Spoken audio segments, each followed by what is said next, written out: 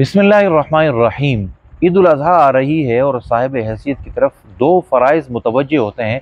एक फ़रीज़ा हज का है और दूसरा फ़रीज़ा क़ुरबानी का है। आपको मालूम है कि मुल्क पाकिस्तान में ख़ास तौर पर बड़ी तादाद ऐसी है कि जो पूरा साल भी गोश्त से महरूम रहते हैं और उन्हें गोश्त मुयसर नहीं होता। हमारे पास भी बहुत बड़ी तादाद ग़ुरबा की है, यतीमों की है, मसाकीन की है, बेवाओं की है, पैरालाइज़ अफ़राद की है, बेआसरा बूढ़ों की है।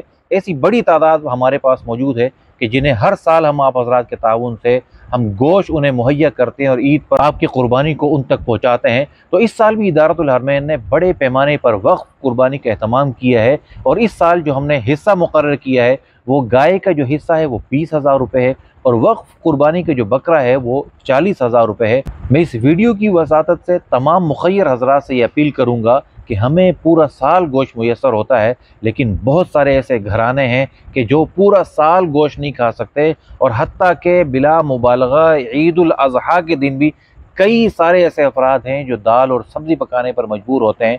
तो आप बढ़िए और इनके साथ ताउन कीजिए।